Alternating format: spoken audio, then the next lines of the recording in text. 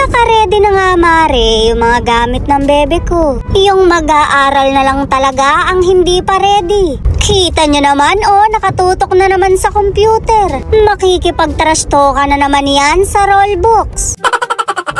Bukas na nga ang pasukan, kaya nire-ready ko na yung mga gagamitin niya sa school. Magiging healthy na naman yung atay ko dahil may aasikasuhin ako. Mapapahinga na ako sa pag-inom dahil magpapakananay na ako. Mare, hindi na ako yung manginginom na nakilala nyo. Siya nga yung namili ng bag na to dahil gusto niya ng maraming bulsa. Ewan ko ba sa batang to kung ano yung mga hugot sa buhay. Dadalawa lang naman sana yung kamay pero napakarami pang iintindihing bulsa. Dati ka bang octopus? Siyempre, pagbabaunin ko na rin siya ng mga pang personal hygiene niya. May toothbrush pa yan pero front lang yan. Huwag kayong magpapalin lang, magagamit niya pa next year yan. Dalawang baunan nga yung binili ko kahit isa lang yung bibig niya.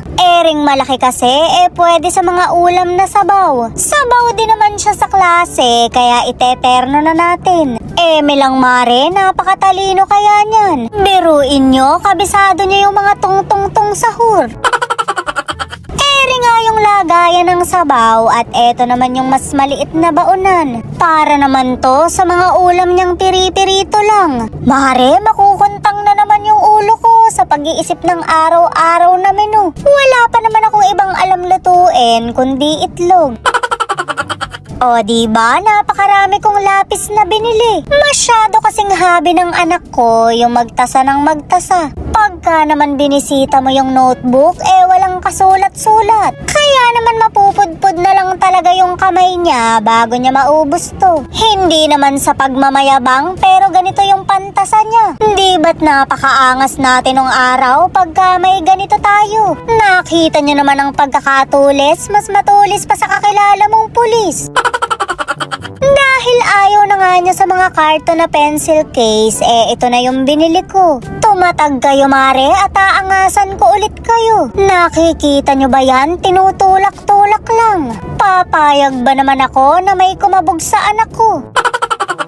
Wait, there's more. May kasama ding ruler yan, tsaka pambura. Sa sobrang galing nito, kaya ding burahin yung mga pagkakamali mo. Mare, kahit pa nga yung mga maling tao sa past mo. Ang hindi lang talaga kayang burahin, yung mga utang mo. Kaya ano pang hinihintay mo, magbayad ka na. Wala ngang kahirap-hirap yung pagbabalot ko ng libro. Bagay sa mga tamad to dahil dinidikit lang. Sugar daddy ko yung bumili nito kaya laking pasasalamat ko. Sa sobrang dami kasi nito, hihimain na lang ako.